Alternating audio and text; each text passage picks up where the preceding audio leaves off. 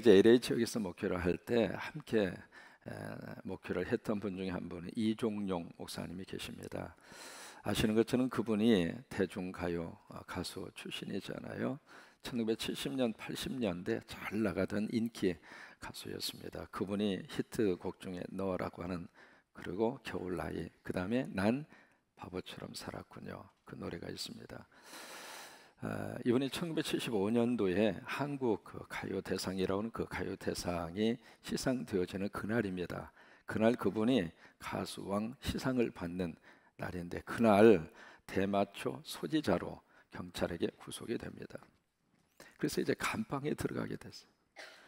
가장 기쁘고 가장 행복해야 할 그날에 가장 슬픈 날이 되고 말았던 거죠. 그래서 이제 감옥에 들어가서 감방에서 투옥 생활을 하는데, 그 옆에 있는 분이 자꾸 중얼중얼 거리는 거예요. 뭐 하나 싶어서 봤더니 그분이 예수 믿는 분이에요. 예수 믿는 분이 이제 새벽만 되면은 뭐라고 중얼거리고, 그러니까 감방에서 기도하고 감방에서 예배드리고 감방에서 하나님 찬양한 거죠. 여러분, 어느 상황에 우리가 떨어진다 할지라도 기도할 수 있고 찬양할 수 있고, 기도할 수 있고 찬양할 수 있고, 기도할 수 있고 찬양할 수 있고. 왜요? 하나님은 어느 곳에 계시니까. 그래서 그 절에서 이제 그러면서 그분이 가만히 이렇게 서로 속삭거리면서 이야기를 해보니까 사형수예요. 무슨 일을 어떻게 연유가 됐는지는 모르지만 그 일 때문에 사형 언도를 받고 사형 집행을 기다리는 그런 사형수예요. 참 사람이 말이죠, 마지막 인생의 생과 사의 갈림길에서 하나님을 붙잡는 사람이 참 많습니다. 그게 인간이에요. 그래서 이제 그분이 사형수가 돼서 하나님을 붙잡고 그래서 열심히 기도하고 찬송하는데, 마지막 참 묘한 그런 역사들이 나타나게 됐는데, 이분이 이렇게 똑똑똑 하더니 구리 십자가를 거기서 만들었어요. 어떻게 구리를 구해가지고 구리 십자가를 만들어서 이종용 이분에게 다 건네주면서 하는 말이, 나는 곧 이 세상을 떠날 사람이다. 나는 곧 사형 언도를 받아서 사형 집행이 돼서 떠날 사람이지만 당신은 조금 있으면 출소할 사람이지 않느냐. 그러니 당신 이 십자가를 줄 터이니 이것을 붙잡고 내 목까지, 살아생전에 내 목까지 예수 잘 믿고 신앙생활 잘하라고. 그러면서 사형수가 구리 십자가를 만들어서 이종용 이분에게 건네준 거예요. 그 십자가를 받아 들고 그때부터 이분이 자기 인생을 돌아본 거예요. 내가 지금까지 뭘 위해서 살았는가? 인기를 위해서 그렇게 내가 노력을 하고 참 무대에서는 화려한 스포트라이트를 받으면서 인기를 내가 누리는 가수였지만 그 무대 뒷면에는 너무 허전하고 너무 뭔가 모르는 삶에 대한 그런 고독함을 누리게 되고, 사람이 박수 소리를 많이 받는 사람은 뒤에서 더 쓸쓸함을 느끼는 거예요. 그래서 자기도 모르게 대마초에 손을 대게 된 것이고, 그것이 잘못돼서 이렇게 감옥까지 오게 됐는데, 그 옆방에 사형수가 건네주는, 죽음에서 건네주는 십자가를 딱 붙잡고 난 뭘 위해서 살았는가? 사람은 어느 정도 한번 심각한 자기 존재에 대한 질문을 던져봐야 할 필요가 있는 순간이 있어요. 왜냐하면 사람은 계속 못 사는 게 못 사니까, 언젠가는 떠나야 되니까. 그것이 계기가 돼서 이분이 회개하고 일본으로 건너가서 신학을 하고 미국으로 건너오셔서 다시 신학을 하시고, 그분이 목사가 돼서 저하고 함께 사우스베이라고 하는 지역에서 같이, 그분 교회가 코너스톤 교회입니다. 지금도 목회를 하고 계세요. 그분이 쓴 간증집이 있습니다. 간증집의 제목이 바로 뭐냐면 난 바보처럼 살았군요. 그게 그분의 간증집이에요. 그분의 히트곡이었죠. 김도향 씨가 작사를 하고 작곡을 했던 난 바보처럼 살았군요 라고 하는, 그게 이제 그분의 간증집의 그 내용인데, 난 바보처럼 살았군요. 가사를 제가 좀 써가지고 왔습니다. 어떻게 살았길래 난 바보처럼 살았다고 그렇게 이야기를 할까? 한번 들어보세요. 어느 날 난 낙엽 지는 소리에 갑자기 텅 빈 내 마음을 보았죠. 그냥 덧없이 살아버린 그런 세월을 느낀 거죠. 저 떨어지는 낙엽처럼 그렇게 살아버린 내 인생을 음이 5번, 잃어버린 것이 아닐까, 늦어버린 것이 아닐까, 흘러버린 세월을 찾을 수만 있다면 얼마나 좋을까. 난 참 바보처럼 살았군요. 난 참 바보처럼 살았군요. 어느 날 낙엽지는 소리에 갑자기 텅 빈 내 마음을 보았죠. 그냥 덧없이 살아버린 그런 세월을 느낀 거죠.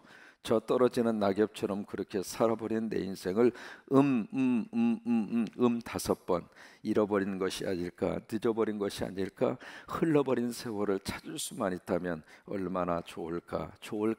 난 참 바보처럼 살았군요. 난 참 난 참 바보처럼 살았군요. 난 참 바보처럼 살았군요. 난 참 난 참 바보처럼 살았군요.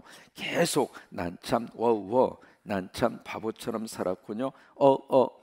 난 참 바보처럼 살았군요. 난 참 난 참 바보처럼 살았군요. 난 참 바보처럼 살았군요. 난 참 난 참 바보처럼 살았군요.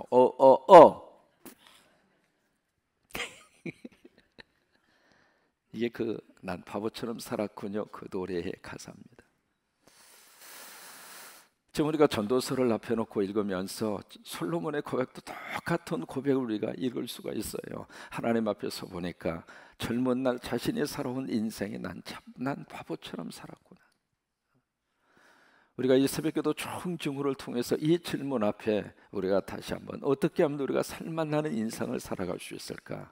그에 대한 답을 찾고 싶어서 우리가 새벽기도 총증군을 하고 있습니다. 이 기간을 통해서 저와 여러분이 정말로 하나님 앞에서 살만나는 인생으로 새롭게 회복될 수 있게 되기를 바라고, 그런 인생으로 하나님이 여러분들을 붙잡아 주시게 되기를 원하고, 하나님이 그렇게 사랑해 주시기를 주의 이름으로 축원합니다. 오늘 본문에 보시면 계속 반복해서 나오는 단어 하나가 있죠. 그것이 바로 뭐냐면 수고라고 하는 단어입니다. 오늘 18절에서 23절까지 그 모든 구절마다 수고라고 하는 단어가 빠지지를 않습니다. 그러니까 솔로몬도 이 세상에 살면서 열심히 살았다 그 말이에요. 나름대로 수고하고 나름대로 땀을 흘리고 나름대로 최선을 다해서 솔로몬이 살았다 그 이야기잖아요. 여기 18절에 보시면은 내가 해 아래에서 내가 한 모든 수고, 그러니까 솔로몬 스스로가 얼마나 많은 수고를 했을까. 그러면 보세요, 솔로몬의 그 수고를 통해서 뭘 했을까. 열왕기상 10장에 가서 보시면 솔로몬의 그 수고를 통해서 모아놓은 재산을 성경이 기록하고 있습니다. 여러분, 솔로몬의 재산이 얼마나 될까 궁금하죠? 도대체 솔로몬 재산이 얼마나 됐을까? 왜냐하면 기브온 산당에서 솔로몬이 1000번제를 드렸을 때 그 번제를 하나님이 받으시고 솔로몬에게 엄청난 하나님의 복을 주셨어요. 솔로몬아, 너는 내게 구하라. 그래서 솔로몬이 하나님에게 구한 것은 뭐예요? 지혜를 주옵소서. 내가 이 나라의 통치자가 될 터인데, 그래서 억울한 사정을 가져와서 나에게 재판을 받게 될 터인데 억울한 사람 생기는 것을 내가 원하지 않습니다. 그러니 하나님 지혜를 주시옵소서. 저는 그 지혜가 우리 한국의 지도자들에게 있게 되기를 바라고, 대통령에게 있게 되기를 바라고. 왜요? 대통령의 판단 잘못이 우리 국민들에게 얼마나 많은 어려움과 고통을 주는지 몰라요. 그래서 지도자일수록 지혜가 필요해요. 대통령일수록 지혜가 필요하거든요. 하나님은, 이 솔로몬은 그것을 원했어요. 하나님, 나 지혜 주세요. 그래서 우리 백성들이 나로 인해서 잘 살고 나로 인해서 편안했으면 좋겠어요. 근데 그 기도 제목이 하나님의 마음에 쏙 들었어요. 여러분, 기도를 하더라도 하나님 마음에 드는 기도를 올릴 때 하나님이 행복해해요. 그냥 내 욕심만 챙기는 기도 말고 정말 하나님이 기뻐하는 기도, 하나님이 행복해하는 그 기도. 하나님, 나 공부 잘하게 해주세요. 그걸로 끝나면 하나님이 기뻐하지 않아요. 하나님, 나 공부 잘해서 하나님이 위해서 살게요. 이게 하나님이 기뻐하는 기도예요. 하나님, 나 돈 많이 벌게 해주세요. 그것은 하나님이 좋아하는 기도가 아닙니다. 하나님이 물질 벌어서 나도 먹고 살지만 교회 잘 섬기고 하나님 위해서 열심히 헌금하고 선교하고 하나님이 기뻐하는 곳에 이 물질을 쓸게요. 여기까지 가야 하나님이 기뻐하는 기도거든요. 그러니까 솔로몬이 하나님이 너무 좋아하는 기도 제목을 올린 거예요. 그래서 하나님이 너무 행복해서, 아이고 솔로몬아, 그래, 내가 너에게 지혜를 줄게. 그런데 그 다음에 솔로몬이 구하지 아니한 부와 귀까지 하나님이 솔로몬에게 주신 거예요. 그래서 솔로몬이 엄청난 재산을 모았어요. 자세한 것은 열왕기상 10장에 가서 보시면 되는데 두 가지만 예로 들어 드릴게요. 솔로몬이 보유한 금과 은혜에 대한 내용만 말씀을 드릴게요. 솔로몬이 금을 얼마나 보유하고 있었는가? 10만 3천 달란트입니다. 이렇게 말하면 감이 잘 오지 않을 거예요. 조금 풀어드릴게요. 성경에서 말하는 한 달란트라고 하는 것은 33kg입니다. 그러면 10만 3천 곱하기 33kg 하면 얼마나 될까요? 339만 kg. 금덩어리가. 그럼 보세요. 지금 33kg, 금 33kg가 한국 시세로 얼마나 될까? 제가 다 계산해가지고 왔습니다. 금 한 달란트가 한국 돈으로 25억. 그러면 339만 곱하기 25억 하면 얼마일까? 다시 할게요. 339만 곱하기 25억은 얼마? 계산이 안 되면 집에 가서 두들겨 보세요. 말 그대로 상상할 수 없는 금을 솔로몬이 보유한 겁니다. 그러니까 금이 그렇게 많으니까 사람 키만한 금 방패를 200개를 만들었어요. 그 금 하나, 사람 키만한 이 방패를 만드는데 들어간 금이 6.8kg입니다. 그걸 200개를 만들었고 또 하나 조그만한 금 방패를 300개를 만들었어요. 그 금 하나 방패 들어가는데 1.7kg이 들어갑니다. 그러면 솔로몬이 보유하고 있는 이 금만 하더라도 상상할 수 없는 그런 금액의 금을 솔로몬이 보유한 거예요. 금만 있었는가? 은도 있었어요.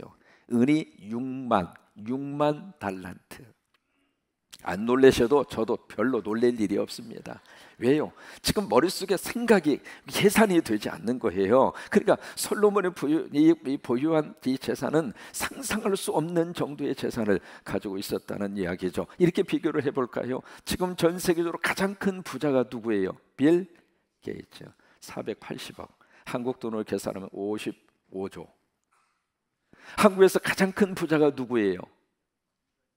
이씨. 그분이 가지고 있는 재산 얼마나 될 것 같아요? 3조 2천억. 서울시 전체 예산의 50%. 그런데 보세요. 그 빌 게이츠나 한국에 내놓으라 하는 그 부자나 솔로몬하고 딱 비교를 하면 게임도 안 돼요. 그 정도로 엄청난 재산을 가진 사람이 솔로몬이었다 그 말이에요. 그러면 그 재산이 아버지로부터 물려받기도 했지만 솔로몬이 그렇게 수고해서 하나님으로부터 그 복을 받아서 그 재산을 받게 된 거예요. 여러분 웨슬레라고 하는 그 설교자가 그렇게 성도들에게 설교합니다. 여러분 하나님의 복을 받으셔서 돈을 많이 버시기 바랍니다. 이때 아멘 하면 참 하나님이 좋아하십니다. 다시 하겠습니다. 여러분 하나님의 복을 받으셔서 돈을 많이 버시기 바랍니다.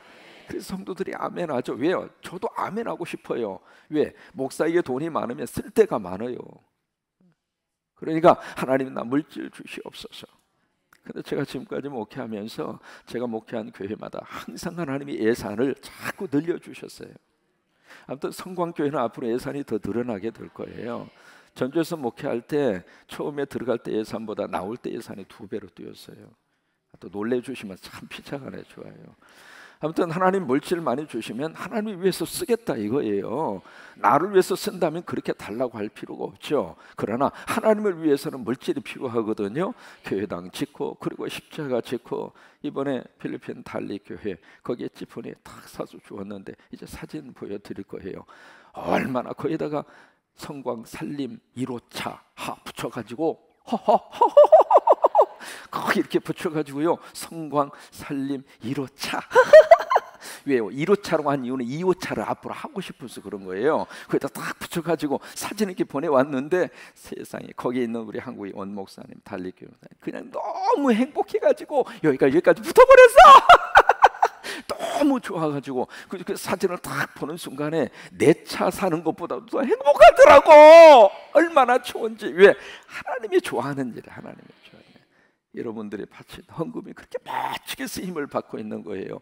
그러니까 웨슬레가 그렇게 성도들로 축복한 거예요. 여러분 복 많이 받으셔서 하나님께서 하나님을 통해서 여러분 돈 많이 버시기 바랍니다. 그러니까 아멘 했죠. 왜? 여러분 다 아멘 하시면서 그 복 우리들이 받아야 할 이유가 있잖아요. 그 다음에 두 번째로, 그러면 그 돈 그냥 써버리지 말고 열심으로 저축을 하십시오. 그러니까 또 아멘 그랬어요. 근데 세 번째, 그 돈 하나님을 위해서 다 쓰십시오. 그러니까 노멘.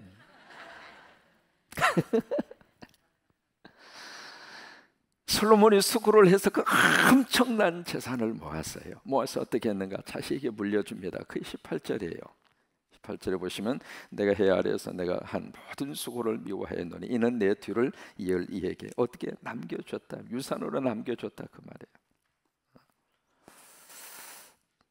우리들이 가지고 싶은 소원 가운데 하나가 그거 아니에요. 내 대는 못 먹고 못 살았어도 내 자손들은 잘 먹고 잘 살았으면 좋겠다.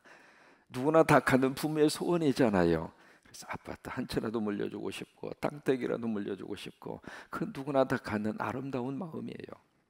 솔로몬도 마찬가지였거든요. 그래서 그 재산을 다 자식에게 물려줬어요. 물려줬는데 보세요, 부모가 자식에게 줄 수 있는 너무 좋은 유산 세 가지가 있어요. 그 세 가지가 바로 무엇일까? 잘 한번 여러분 들으셨으면 좋겠어요. 첫째로, 부모가 자식에게 물려줘야 할 가장 좋은 유산, 첫째, 아름다운 기쁨의 기억의 유산을 물려주어라. 그게 첫째입니다. 그러니까 나와 자식 간의 관계에 있었던 너무 아름다웠던 메모리, 기억, 그 기억을 유산으로 물려주어라. 두 번째, 자식에게 좋은 습관을 유산으로 물려주어라. 여러분, 새벽 기도를 쌓는 것은 너무 좋은 습관입니다. 너무 좋은 습관. 여러분 혹시 아실지 모르겠어요. 이덕희 씨라고 1970년대 한국의 테니스계의 여왕입니다. 아시안 게임에 들어가서 우승도 하고, 그래서 테니스가 불모지였던 그 시절에 한국 테니스 한국 국가대표 선수를 지냈던 분이 이덕희 씨라고 하는 분이 계세요. 그분이, 제가 목회하던 교회 그 두 분이 나란히 새벽 기도를 그렇게 잘 나와요. 그래서 이제 신방 가서 물었습니다. 집사님, 어떻게 이렇게 새벽 기도 열심히 나오십니까? 그분 고백이, 거기에 이제 누구누구하고 결혼을 해서 얼마 전에 돌아가셨더라고요. 이제 그분하고 결혼을 하는데 딱 시어머니 앞에 딱 가서 인사를 드리니까 시어머니가 딱 한마디를 붙더래요. 며느라야, 만약에 내 집에 들어오면 이 조건 하나 들어주겠니? 그러더래요. 그래서 네 어머니, 무슨 조건이에요? 내 집에 들어오면 일생을 새벽 기도해야 된다. 내가 지금까지 새벽 기도 쭉 하고 살아왔는데 며느리에 들어올 친구 만약에 내 집에 들어온다면 이 새벽 기도를 계속 해야 된다. 거기에 대해서 네가 약속할 수 있겠니? 그러니까 이분이 예 어머니 약속할게요. 그리고 그 집에 시집간 거예요. 그래가지고 그 약속을 지키기 위해서 그 새벽 기도에 그 두 분이 놀라워서 새벽 기도를 그렇게 하더라고요. 그러니까 뭐냐면 이 시어머니는 그 며느리를 통해서 영성이 이어가기를 원했던 거죠. 그러니까 좋은 습관을 물려주는 것이 너무 좋은 유산이에요.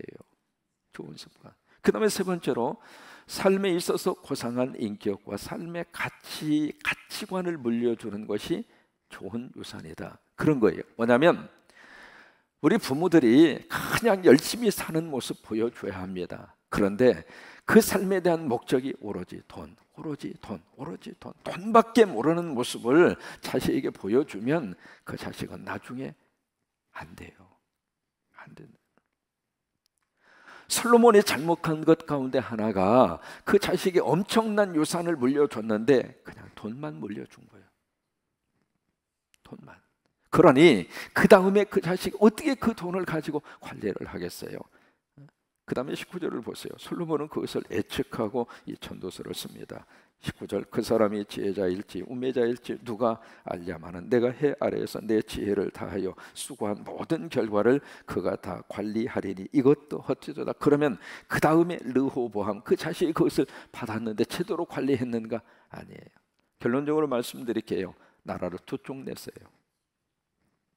그 많은 재산 그리고 왕의 자리 그까지 자식에게 다 상속으로 물려줬는데 그 다음 때에 이 아들은 그 많은 재산도 다 그리고 나라도 완전히 두 쪽으로. 그래서 남쪽의 유다와 북쪽의 이스라엘로 불행하게도 이스라엘이라는 나라가 완전히 두 쪽이 나버린 거예요. 이미 솔로몬은 그걸 예상을 하고 있었던 거예요. 20절에 보세요. 이러므로 내가 해 아래서 한 모든 수고에 대하여 내가 내 마음에 뭘 했어요? 실망했어. 야, 이런 건가? 이런 거. 그러면서 더 기가 막힌 것은 21절에 어떤 사람은 그 지혜와 지식과 재주를 다하여 수고하였어도 그가 얻은 것을 수고하지 아니한 자에게 그의 몫으로 넘겨주리니 이것도 헛된 것이며 큰 악이로다. 그러니까 이게 바로 뭐냐면 버는 사람 따로 있고 쓰는 사람 따로 있다 이 말이에요. 자기는 그렇게 악착같이 안 먹고 안 쓰고 배고프고 그렇게 해서 재산을 모았는데 그 재산을 물려주니까 엉뚱한 사람이 쓰더라 이 말이에요. 여러분 그런 일이 있어요 없어요? 굉장히 많이 있습니다. 제가 인터넷을 서치해 보니까 2004년도에 중국의 철기성이라고 하는 그곳에 큰 부자가 살았는데 이름이 왕주야오라고 하는 사람이 살았다고 합니다. 근데 그 사람이 중국의 큰 부자 중에 한 사람인데 38에 갑자기 요절해서 죽었어요. 죽었는데 그 사람이 죽으면서 남긴 재산의 19위안이에요. 19억 위안. 한국 돈으로 계산하면 약 한 380억을 남기고 갔어요. 왕준 발음도 힘들어요. 왕준아오라고 하는 사람이 38에 죽으면서 그 380억을 부인이 그대로 유산을 받았잖아요. 받아가지고 그 부인이 누구하고 재혼을 했느냐면 왕주아오의 운전기사하고 결혼을 한 거예요. 운전사하고. 그러니까 그 운전기사 결혼하고 나서 뭐라고 한 줄 알아요? 전에는 내가 주인을 위해서 일하는 줄 알았더니 주인이 나를 위하여 일하신 것을 이제야 알게 됐다고. 그러니까 그 주인은 열심으로 돈을 벌어서 그 많은 재산 남겨주고 결국 그 운전기사하고 부인하고 잘 먹고 잘 사고 있대요. 이게요 버는 사람 따로 있고 쓰는 사람 따로 있더라 이 말이에요. 솔로몬이 그것을 느끼면서 여기다 써놓은 거예요. 22절 사람이 해 아래서 행하는 모든 수고와 마음에 애쓰는 것이 무슨 소득이 있으랴. 23절 함께 읽을까요? 일평생에 근심하며 수고하는 것이 슬픔뿐이라 그의 마음이 밤에도 쉬지 못하나니 이것도 헛되도다. 참 기가 막히네. 결국 솔로몬은 그걸 깨달은 거예요. 참 난 바보처럼 살았구나. 이것을 움켜쥐우면은 내 인생에 살만 나고 이것이 삶의 의미라고 생각하면서 수고하고 애쓰고 그래서 그 재산 자식에게 물려주면 그 자식도 살만 나게 살리라고 생각을 했는데 그게 아니라고 하는 거예요. 그게 아니에요. 그러면서 이 천도서를 쓴 거예요.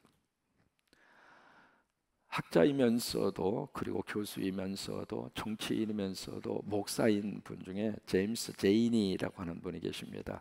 그분은 한국하고 아주 밀접한 관계가 있습니다. 한국 대사를 지냈습니다. 제임스 제이니라고 하는 한국 대사를 지내셨는데 한국 대사를 마치고 그분이 미국으로 가셔서 에모리 대학의 교수로 재직을 하시는데 이분이 아침에 일어나서 차 타고 학교까지 가는 것이 아니라 운동 삼아 걸어 다니셨어요. 근데 이렇게 걸어 다니는 거기에 시간만 되면은 한 노인이 벤치에 앉아서 이렇게 멍하고 앉아 계시는 거예요. 그래서 이 제임스 제이니 이 교수님이 가다가 울적하시고 좀 고독하신 것 같아서 자주 들려서 커피도 사다 드리고 말동무도 해드리고 또 시간이 남으면은 미국은 그 앞에 잔디 깎는 게 쉬운 일이 아니니까 잔디도 깎아드리고 그렇게 이제 친구가 되어줬어요. 그러게 한 2년 정도 그렇게 이제 같이 친구가 돼서 지냈는데 어느 날 학교를 가다 보니까 그 벤치에 노인이 없어요. 그래서 궁금해서 들어가서 물어보니까 어제 돌아가셨다는 거예요. 그래서 이제 예정도 있고 그래서 장례식장에 갔죠. 그 자리에 가서 제임스 제이니 이 교수님은 그 돌아가신 분이 전 코카콜라 회장이라고 하는 것을 거기서 알은 거예요. 근데 거기 어떤 분이 오시더니 제임스 제이니 교수님이세요? 네, 접니다. 회장님이 돌아가시면서 유서를 남기고 가셨습니다. 그래서 유서를 주는 거예요. 유언장을 주는 거예요. 그 유언장이 뭐라고 써져 있었느냐면 제임스 제이니 교수님 참 감사했습니다. 당신은 2년 동안 나의 말벗이 되어줬고 나의 위로움을 달래주었고 당신은 나의 너무 좋은 친구가 되어줬습니다. 나는 당신에게 이제 놀라셔도 괜찮습니다. 25억 달러와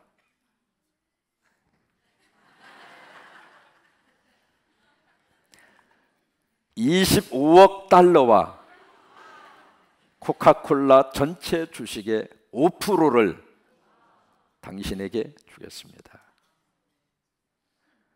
제임스 제이니 교수가 그 이야기합니다. 자기는 세 가지를 놀랐다는 거예요. 첫째로 코카콜라 회장을 지낸 사람이 그렇게 검소하게 살 수가 있을까? 그게 첫째 놀랐고, 두 번째, 자신이 코카콜라 회장이라는 것을 한 번도 밝히지 않았다고 하는 것에 놀랐고, 세 번째, 아무 관계도 없는 자신에게 그 엄청난 액수의 돈을 줄 수 있다는 것에 놀랐다는 거예요. 그러면 이 제임스 제이님 이 목사님은 갑자기 떼부자가 됐잖아요. 대박도 이런 대박이 어디가 있습니까? 벼락 맞은 거나 마찬가지잖아요. 근데 사람은 벼락 맞으면 죽습니다. 서로 한번 이야기하세요. 벼락 맞지 맙시다. 이게요, 이 돈벼락도 돈벼락 맞으면 사람이 정신이 가버려요. 그러니까 벼락 맞으면 안 됩니다. 뭐 성령의 벼락은 괜찮아. 그런데 은혜의 벼락은 괜찮은데, 이게 세상적인 벼락 맞으면 사람이 헷가다 가게 되어져 있거든요. 갑자기 그 엄청난 돈을 받은 제임스 제이니 교수님 뭘 했느냐? 그 돈을 자신을 위해서 쓴 것이 아니라 그 돈을 고스란히 학교의 발전 기금으로 내놓은 거예요. 그래서 나중에 제임스 제이니 이분이 에모리 대학 총장으로 올라갑니다.